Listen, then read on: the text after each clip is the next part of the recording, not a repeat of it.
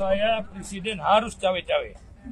Karena presiden nggak bisa dong tinggalkan begitu aja sisa perjuangan yang telah dinikmati oleh rakyat daerah. Contohnya kayak kemarin soal apa? Soal pasir.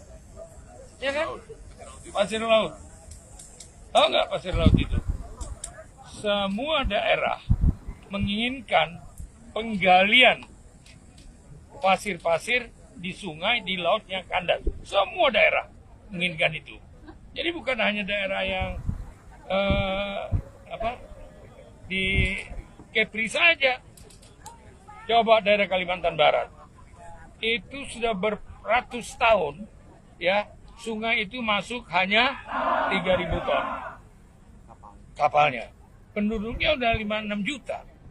Bagaimana melayaninya? Mereka pengen dikeruk apa?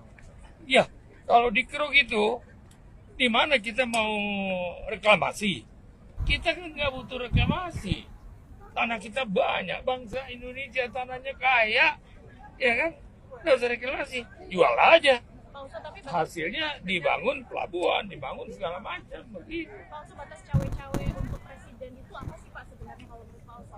Batas cawe-cawe itu adalah mengingatkan kita semua agar semua yang sudah dijalankan, sudah on the track, itu yang harus diteruskan. Kedua, yang kurang harus diperbaiki oleh yang baru. Jadi jangan semuanya mau dianggap tidak ada gitu ya.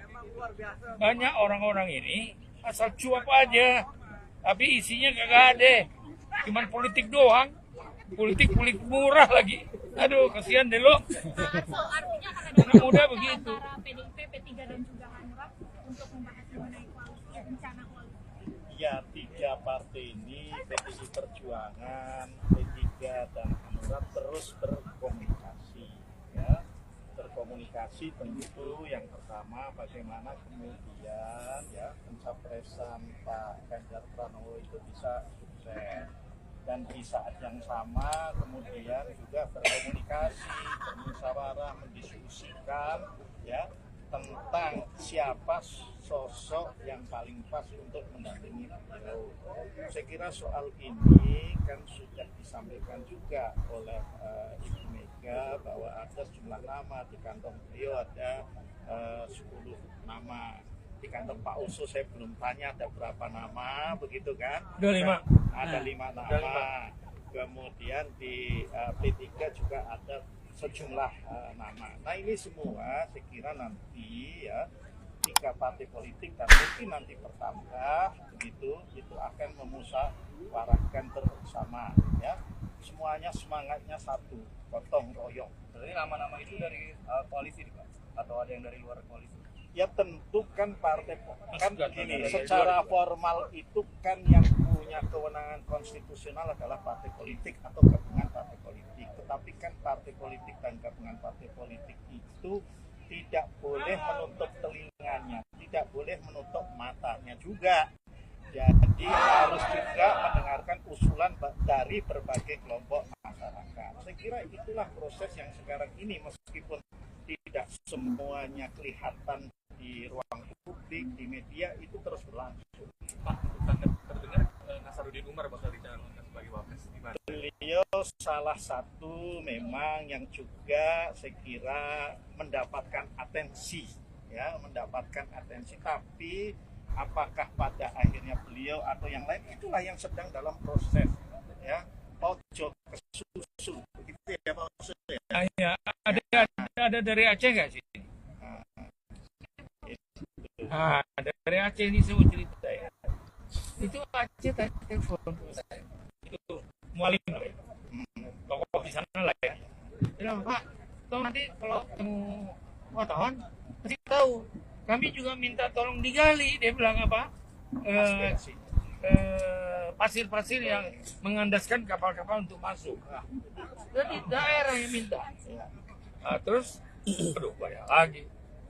Jadi ini banyak orang yang asal ngomong tapi nggak tahu trik apa yang telah dilakukan oleh pemerintah yang ingin mensejahterakan rakyat-rakyat di daerah, terutama masalah transport yang memerlukan suatu fasilitas yang bisa melancarkan alur-alur kayak Singapura.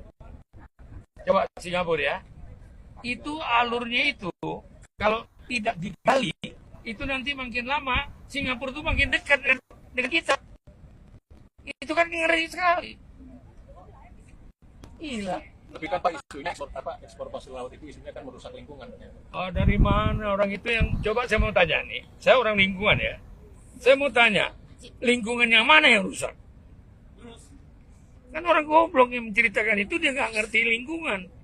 Masa pasir itu menumpuk di daerah Singapura makin banyak, kita makin kejepit. Nanti lama-lama daratan dipindah ke tempat kita. Tapi jangan bilang dapat siapa ya. Oke. Udah direkam. Tadi sudah 5 nama, 3 nama teratas ya Bapak. Tadi sudah benar 5 nama capres.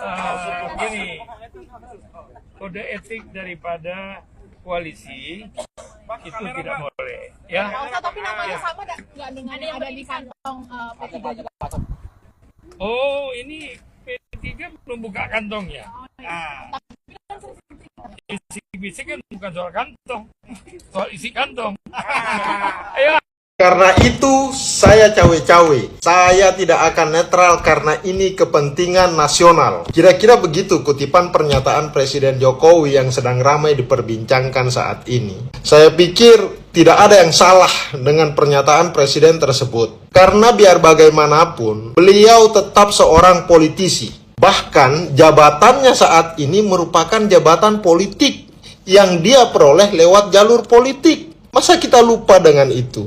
Siapapun, dengan dalil apapun, beliau tidak bisa dipaksa untuk tidak cawe-cawe dalam urusan politik 2024. Selagi dia tidak melanggar konstitusi dan undang-undang yang berlaku, menurut saya itu sah-sah saja. Perkara etis dan tidak etis, yaitu urusan dia sendiri. Kalau benar cawe-cawenya beliau itu tidak etis, maka rakyatlah yang akan menilai. Mungkin konsekuensinya ya beliau akan kehilangan kepercayaan dari rakyat yang menganggap cawe-cawe beliau tidak etis. Nah, yang perlu kita awasi adalah jangan sampai cawe-cawe beliau itu melanggar konstitusi dan undang-undang yang berlaku. Misalnya, beliau terbukti menggunakan kewenangan, instrumen negara, atau fasilitas beliau sebagai presiden. Nah, itu baru kita protes. Kalau beliau cawe-cawe sebagai politisi, ya hadapi saja selayaknya menghadapi lawan politik. Tidak perlu kebakaran jenggot, tidak perlu cengeng, tidak perlu playing victim. Jadikan demokrasi ini sebagai ruang pertarungan strategi dan taktik. Asal jangan sampai menabrak aturan mainnya. Itu pendapat saya. Kalau ada pendapat lain, monggo komentar di sini. Thank you. Nih dengari, bosku ngomong nih ya. Ini wakil dari Kaltim nih. Mantap. Jokowi, demi bangsa dan negara ke depan, saya akan cawe-cawe. Aku rapopo ya. Saya kira beliau adalah seorang negarawan yang memikirkan bangsa ini jauh ke depan.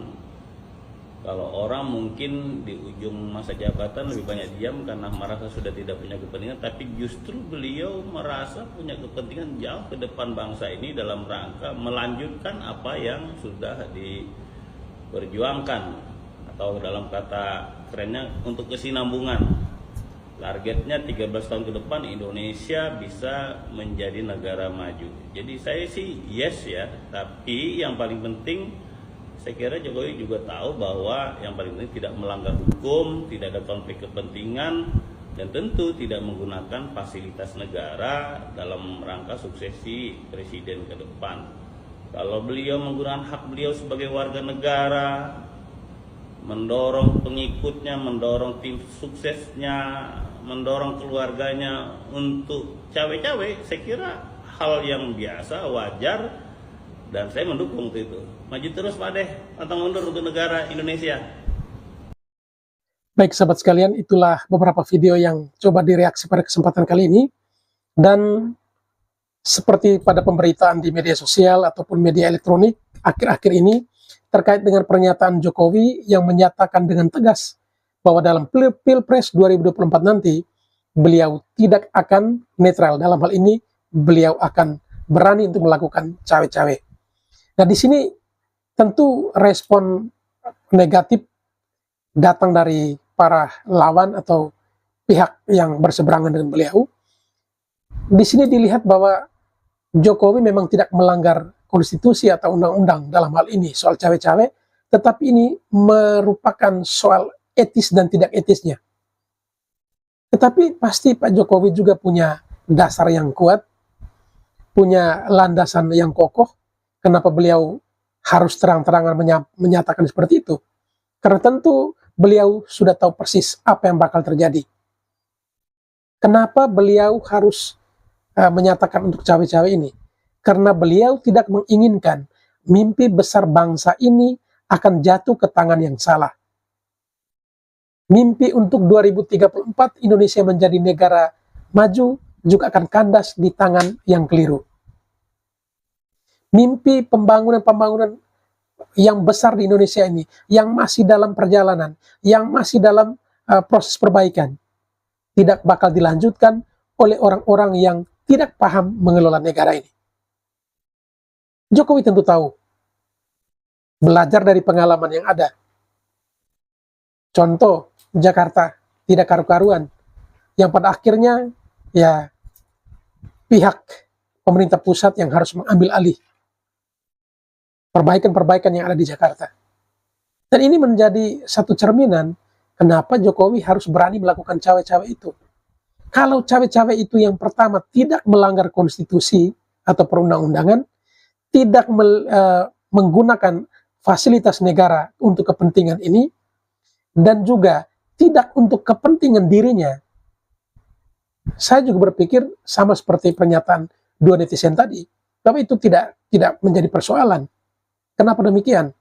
Karena beliau melakukan cawe-cawe ini demi kepentingan bangsa dan negara, demi kepentingan rakyat, demi kepentingan seluruh bangsa Indonesia ini. Tidak hanya untuk kepentingan orang Jawa atau segelintir orang, atau kepentingan para pemangku kepentingan atau pejabat tinggi yang saat ini lagi menjabat, baik di pemerintahan maupun di partai-partai. Tapi beliau melakukan ini, itu demi kebaikan dan demi keselamatan bangsa ini. Karena untuk menjabat menjadi presiden 2 periode dengan kemenangan mutlak yang nilainya cukup besar, itu tidak gampang untuk di Indonesia ini. Sekalipun isu PKI dan lain sebagainya yang seringkali dilemparkan ke hadapan beliau tidak gentar untuk menghadapi itu. Dan beliau tunjukkan bahwa anggapan mereka itu keliru. Yang awalnya dipikir beliau adalah orang yang tidak tegas, ternyata apa? WTO pun beliau lawan. Dan ini luar biasa. Sekelas WTO dilawan oleh Indonesia baru kali ini. Kemudian perusahaan besar raksasa, yakni Freeport, Indonesia bisa ambil alih, itu juga di tangan kepemimpinan beliau. Sehingga apa yang kita ragukan dari beliau. Dan sampai saat ini kita melihat bagaimana perjuangannya demi kemakmuran bangsa ini sangat luar biasa. Itu diakui. Lebih spesifik untuk Indonesia bagian timur. Sangat-sangat merasakan perubahan yang luar biasa ketika kepemimpinan Jokowi ini. Oleh karena itu, saya juga berpikir sebagai orang tua yang baik, sebagai bapak bangsa, beliau akan berpikir bagaimana keselamatan bangsa ini. Tidak hanya habis di tangannya. Berpikir sebagai orang yang hanya untuk kepentingan sesaat. Ya jelas 2 periode selesai, tidak usah cawe-cawe dan lain sebagainya, biarkan saja. Karena itu bukan kepentingannya lagi. Tetapi berbicara sebagai negarawan, beliau paham. Menjaga keutuhan bangsa, menjaga keberlanjutan pembangunan bangsa ini, tidak hanya habis dalam masa 10 tahun. Dan juga tidak hanya menjadi tanggung jawab pemerintah yang menjabat saat itu, tetapi menjadi tanggung jawab seluruh bangsa Indonesia, termasuk beliau yang nantinya sebentar lagi akan menjadi rakyat biasa. Oleh karena itu, saya juga sangat sepakat ketika beliau menyatakan bahwa dia tidak akan netral, tetapi akan melakukan cawe-cawe. Karena dia tahu saat ini beliau berhadapan dengan siapa dan rekam jejak apa yang dimiliki lawan itu. Karena memang lawan lebih banyak hanya pintar berbicara, tetapi tidak tahu kerja. Oleh karena itu beliau tidak mau program besar, rencana besar, mimpi besar bangsa ini untuk menjadi bangsa yang maju, negara yang maju, harus kandas di tangan orang yang salah. Salam merdeka.